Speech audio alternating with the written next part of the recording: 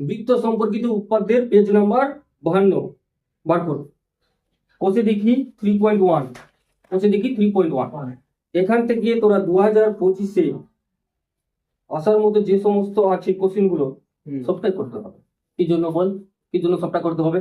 কারণ এখানে প্রত্যেকটাই শর্ট কোশ্চেন আছে, সত্য মিথ্যা আছে, বুঝতে পারলি তো? তারপরে শূন্য স্থান পূরণ করা আছে, তাহলে প্রত্যেকটা এখানে আমাদের দেখে যেতে হবে। কোশ্চেন দেখি 3.1 এর, ঠিক আছে? এবার পাতা নাম্বার বার কর, মানে যে সমস্ত কোশ্চেন গুলো আসার মতো আছে 2025-এ আসার মতো যে সমস্ত কোশ্চেন গুলো আছে এখানে দাগিয়ে দিচ্ছি। কোথায় তোদের কি হয়ে যাবে, সাকসেশন হয়ে যাবে। বুঝতে পারলি তো? পাতা নাম্বার 57 বার কর। পাতা নাম্বার 57 বলা হয়েছে 3টি অসমরেখ বিন্দু দিয়ে একটি মাত্র বৃত্ত অঙ্কন করা সম্ভব। এই স্টেটমেন্টটা তোরা ভালো করে একদম মুখস্থ করে নিবি। কোটি 3টি অসমরেখ বিন্দু দিয়ে শুধুমাত্র একটি বৃত্ত অঙ্কন করতে পারবো, বুঝলি? প্রমাণিত করতে হবে না, শুধু স্টেটমেন্টটা মনে রাখতে হবে, ঠিক আছে? এবার পরবর্তী পাতা, পাতা নাম্বার 60 বার কর। উপপাদ্য 33 ভালো করে করে যাবি। দাগানো আছে? ওইটাই আগে। আচ্ছা ঠিক আছে। তারপরে 61 পাতা নাম্বার, প্রয়োগ নাম্বার 5, 6, 5, 6, 7, 5, 6, 7। এর মধ্যে 5 আর 6 ভালো করে করবি, বুঝতে পারলি? তারপরে এদিকে 8 নম্বর প্রয়োগ হলো। তারপরে আসছে প্রয়োগ নাম্বার 10। 10 হচ্ছে মোস্ট ইম্পর্টেন্ট, 10কে একদম ভালো করে জানিয়ে রাখ। এক্সট্রা উপাদ্য যেগুলো আসে তার মধ্যে প্রয়োগ নাম্বার 10 হচ্ছে 2025-এ আসার মতো একটা উপাদ্য এক্সট্রার মধ্যে, বুঝতে পারলি? তারপরে তোরা যদি পাতা নাম্বার 64 এর প্রয়োগ নাম্বার 14 আছে, যদি তোরা দেখে রাখতে পারিস তাহলে দেখে রাখবি, ওটাও দাগিয়ে রাখ, দেখে রাখবি এটা জাস্ট, ঠিক আছে? এবার কোশ্চেন দেখি 3.2। এখান থেকে যে সমস্ত কোশ্চেন তোরা করে যাবি মাধ্যমিক 2025-এর জন্য, তার মধ্যে তোরা দাগিয়ে নে। 1 দাগা তাড়াতাড়ি, 1, 2, 3, 4। পাতা নাম্বার 65, পাতা নাম্বার 65, 1, 2, 3, 4। তার মধ্যে 2 নাম্বারটা ভালো করে দাগিয়ে রাখ, ইম্পর্টেন্ট আছে। দাগালি 6কে ভালো করে দাগিয়ে রাখ, ঠিক আছে? 10 নাম্বারকে ভালো করে দাগিয়ে রাখ, দাগিয়ে নিয়েছিস? এবার এইদিকে যে অতি সংক্ষিপ্ত আছে পাতা নাম্বার 66 আছে না, এটাও দাগাবো। পরীক্ষাতেও আসার মতো আছে কিছু কোশ্চেন গুলো, অর্থাৎ সাজেশন অনুযায়ী আমরা দাগিয়ে নিব এই পুরো চ্যাপ্টার। তার আগে আমরা 6 নাম্বার কোশ্চেন যেটা আছে পাতা নাম্বার 65-এ কত কত দাগ, 6 দাগ। ভালো করে আমাদের কি করতে হবে রে, এই অঙ্কটাকে প্র্যাকটিস করতে হবে। চল তাহলে দেখে নিচ্ছি। 6 দাগে কি বলেছে? পাশের অকেন্দ্র বৃত্তের ছবিতে OP লম্ব এবি, এবি সমান সমান 6 সেমি এবং পিসি সমান সমান 2 সেমি হলে বৃত্তের ব্যাসার্ধের দৈর্ঘ্য হিসাব করে লিখি। বৃত্তের ব্যাসার্ধের দৈর্ঘ্য বার করতে বলেছে, এটাই তো? তাহলে চিত্র যেভাবে দিয়েছে ওইভাবে চিত্র অঙ্কন করবি পরীক্ষায়। কোশ্চেন দেখি 3.2 এর প্রশ্ন নাম্বার 6 ক্লাসে আমরা করেছিলাম, কিন্তু অনেক নৈশের কারণে সেই পার্টটাকে বাদ দেওয়া হয়েছে।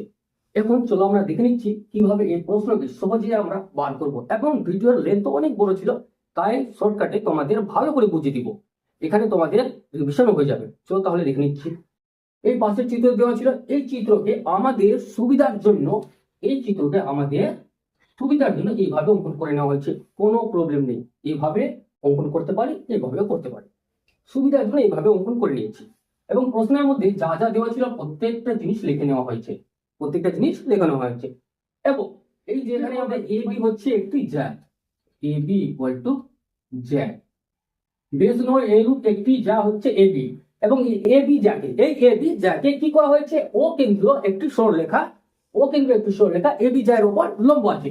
যদি ও কেন্দ্রীয় একটি সরলরেখা এবি জ্যায়ের উপর অর্থাৎ বেশ নয় এরূপ যদি কোনো যা থাকে এবং তার উপর যদি লম্ব হয়, তাহলে সেই জ্যাকে সমান 2 ভাগে ভাগ করবে। কোথায় থেকে বলতে পারি? উপাদ্য নাম্বার 32 থেকে আমরা বলতে পারি। তাহলে কি লিখবো? এবি ইকুয়াল টু 6 সেমি ছিল, এখান থেকে পেয়ে যাব কি পেয়ে যাব, AP equal to PB equal to 6/2 equal to 3 সেমি। কেন পেয়ে গেলাম? কারণ বেশ নয় এরূপ একটি যা ছিল এবি, এবং এই এবি যাকে বৃত্তের কেন্দ্রগামী কোনো একটি সরলরেখা কি করেছে, সমান দুই ভাগে ভাগ করেছে। কেন করতে পেরেছে, কারণ ওপিটা হচ্ছে এবি এর ওপর লম্ব। তাই এই জিনিসটা এখানে লিখতে হবে। কি লিখতে হবে, ওই উপাদ্য নম্বর 32-এ যে স্টেটমেন্টটা দেওয়া হয়েছে সেই স্টেটমেন্টটাকে এখানে পুট করতে হবে। হয়ে গেল। এবার এখানে পেয়ে গেলাম কত, 3 সেমি, এটাও 3 সেমি। এবার ও আর বি কে যোগ করা হবে। ও আর বি কে কি করা হবে, যোগ করা হবে।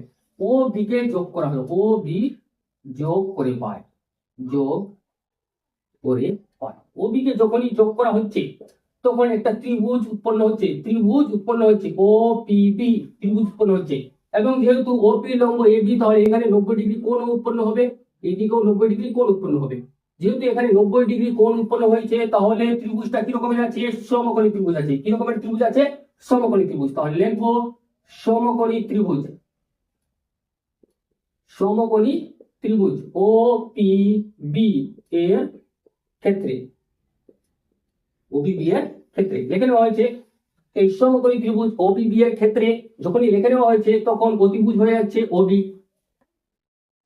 কি জানি, ওবি অতিভুজ স্কোয়ার সমান সমান লম্ব স্কোয়ার ওপি স্কোয়ার প্লাস ভূমি স্কোয়ার পিবি স্কোয়ার। কোথায় থেকে পেলাম, পিথাগোরাসের উপপাদ্য অনুযায়ী। এই জিনিসটা এখানে লিখতে হবে। এবার ওবি কি আছে, বৃত্তের ব্যাসার্ধ, এবং ওসি কি আছে, এটাও বৃত্তের ব্যাসার্ধ আছে। তাহলে এই জিনিসটা আমাদের লিখতে হবে। এই জায়গায় লিখে নিচ্ছি আমরা প্রথমে, যে যেহেতু ওবি এখানে যোগ করা হয়েছে এই জায়গায় লিখে নিচ্ছি। এর পরের লাইনে আমরা লিখে নিব, এর পরের লাইনে আমরা কি লিখবো, O B equal to O C equal to ব্যাসার্ধ লিখে নেওয়া হয়েছে। তারপরে এই দুটো জিনিস লিখে নেব। ও বি এর ভ্যালু দেওয়া নেই, লিখে দিলাম। ও পি এর ভ্যালুও দেওয়া নেই, লিখে দিলাম। প্লাস পিবি, পিবি কত, পিবি পি থেকে বি কত পেয়েছি, 3, তাহলে 3 এর স্কোয়ার। কত পেয়েছি, 3 পেয়েছি, 3 এর স্কোয়ার লিখে দিলাম। ও বি দেওয়া নেই, ওকে ধরে নিচ্ছি এক্স। তাহলে যেহেতু দেওয়া নেই তাহলে ধরতে হবে, ধরি O B equal to O C equal to x সেমি, ধরে নেওয়া হয়েছে এক্স সেমি। ও থেকে সি অবধি এক্স হয় এবং পি থেকে সি অবধি যদি 2 সেন্টিমিটার হয়, তাহলে ও থেকে পি অবধি কত হবে, এক্স মাইনাস 2 সেমি হবে, এক্স মাইনাস 2 সেমি ধরে নেওয়া হয়েছে। লিখতে পারবো এক্স স্কোয়ার, ওবি কে ধরে নিয়েছি। ওপি কত পেলাম, এক্স মাইনাস 2 তার হোল স্কোয়ার, এবং 3 এর স্কোয়ার কত হয়, 9। এক্স স্কোয়ার হয়ে গেল এ মাইনাস বি তার হোল স্কোয়ারের সূত্র কি হয়, এ স্কোয়ার মাইনাস 2 ইন্টু এ ইন্টু বি প্লাস বি এর square plus 9। X square equal to x square minus 4x plus 4 plus 9। এই যে এক্স স্কোয়ার প্লাস বলা এক্স স্কোয়ার প্লাস বলা এক্স স্কোয়ার কেটে গেল, বাঁ দিকে ডান দিকে আছে। এদিকে আসবে মাইনাস 4x, তাহলে কি হয়ে যাবে, প্লাস 4x, প্লাস 4x হয়ে যাবে। ডান দিকে আছে, বাঁ দিকে আসলে মাইনাস বলা আছে, প্লাস বলা হয়ে যাবে। 9 আর 4 13 হয়ে গেল। এক্স ইকুয়াল টু হয়ে যাবে 13/4। 4 দিয়ে ভাগ করা হবে, 4 দিয়ে ভাগ করলে 13 কে 3 বারে যাবে 12, এক আসবে দশমিক নিব 0, 4 2 8, আবার 2 আসবে 0, দশমিক নেওয়া হয়েছে তাহলে 0 নিতে পারবো, 4 5 20। উত্তর হয়ে গেল 3.25। এক্স কি ধরেছিলাম, এক্স ধরেছিলাম O B equal to OC, O B equal to OC সমান সমান এক্স ধরেছিলাম। এক্স এর ভ্যালু পেলাম 3.25। এক্স কি আছে, ব্যাসার্ধ, এক্স কি আছে, ব্যাসার্ধ, অর্থাৎ ও বি ইকুয়াল টু ওসি সমান সমান ব্যাসার্ধ। উত্তর হয়ে গেল ব্যাসার্ধ, উত্তর পেয়ে গেলাম ব্যাসার্ধ ইকুয়াল টু 3.25 সেমি। যেটা প্রশ্নে বার করতে বলা হয়েছিল আমরা পেয়ে গেছি। আশা করছি তোমরা বুঝতে পারবে। নম্বর বার কর 66 পাতা নাম্বার বার কর। 66 পাতার 16 দাগের যেসব তোরা করে যাবি সেগুলো হচ্ছে 1 2 4 5, 1 2 4 5। তার মধ্যে তোরা 2 নাম্বার 4 নাম্বার এবং 5 নাম্বার ভালো করে দেখে যাবি, ঠিক আছে, হলো। এবার এখানে সত্য মিথ্যা আছে, এগুলো একটু দেখে নিবি, এগুলো একটু দেখে নিবি। সি নাম্বারে আমরা কি দেখতে পাচ্ছি, শূন্য স্থান পূরণ করি। সি নাম্বারে শূন্য স্থান পূরণ করি। 2 নাম্বারটা দেখে যাবি, 2 নাম্বারটা দেখে যাবি।